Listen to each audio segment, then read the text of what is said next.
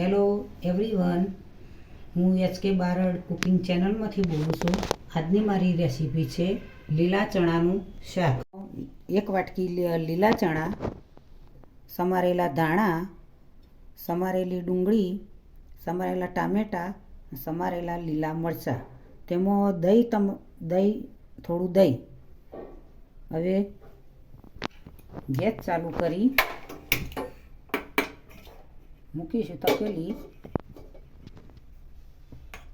તેમાં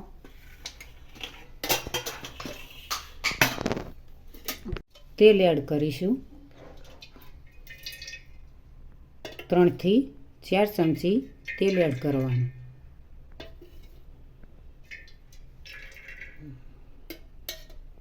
બરાબર, 3 ચમચી તેલ એડ કર્યું. હવે તેમાં થોડા રાઈના દાણા એડ કરવાના.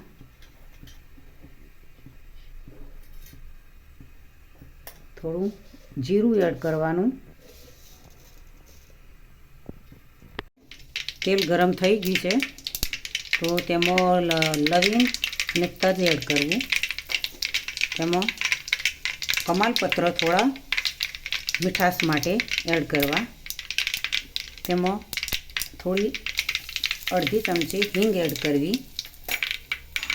હવે તેલ ગરમ થઈ ગયું છે તો તેમાં ચણા એડ કરવા.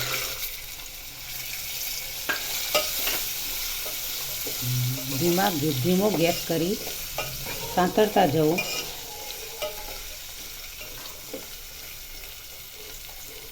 ચણા એડ કરી તેમાં થોડી ડુંગળી એડ કરવી.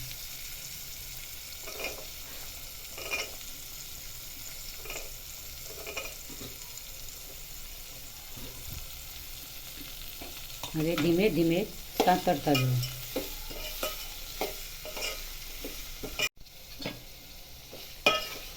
ધીમા ગેસ પર ઢોકીને 3-4 મિનિટ રવા દેવું.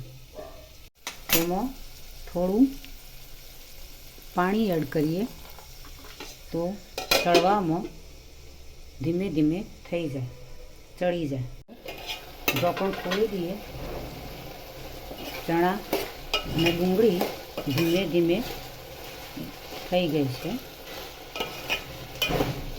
તો હવે તેમાં લીલા મરચાં એડ કરીશું.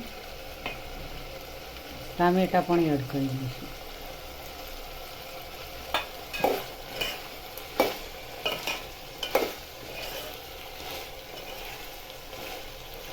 હલાવતા જઈએ.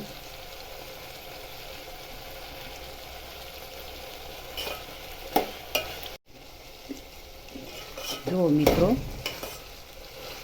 સાંતળતા હવે થોડા થઈ ગયા છે તો તેમાં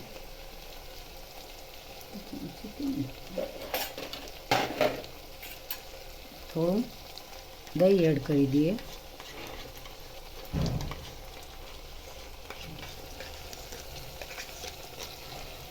દહીં એડ કર્યા પછી થોડું હલાવી દઈએ.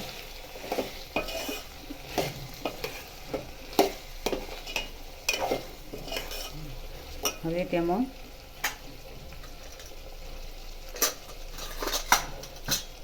અડધી ચમચી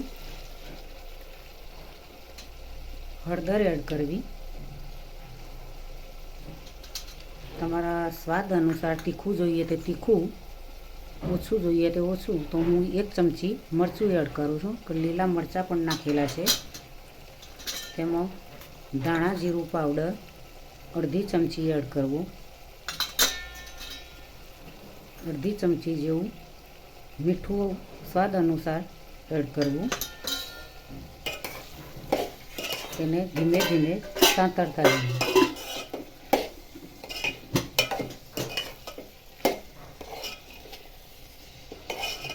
હવે લીલા ચણાનું શાક તૈયાર થઈ ગયું છે. તો હવે સર્વ કરીએ. બાઉલમાં સર્વ કરીએ.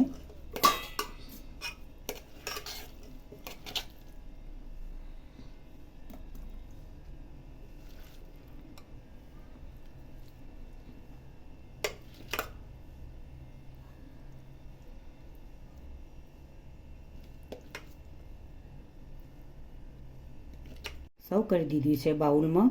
તો મિત્રો તૈયાર થઈ ગયું આજની રેસીપી. તો લીલા ચણાનું શાક, શેકેલા પાપડ, બાજરીનો રોટલો ખાવાની ખૂબ જ મજા આવે મિત્રો. આ શિયાળામાં પણ લીલા ચણા મળતા હોય છે, ઉનાળામાં પણ મળતા હોય છે. ખાવામાં શરીર માટે લીલા ચણા ખૂબ જ ઉપયોગી છે. તેમાંથી પ્રોટીન, રોગપ્રતિકારક શક્તિ બધું જ એમાંથી મળતું હોય છે. તો આજની રેસીપી તમને મારી ગમી હોય તો મિત્રો મને HK બારડ કુકિંગ ચેનલને લાઈક કરજો, શેર કરજો, સબસ્ક્રાઈબ કરજો.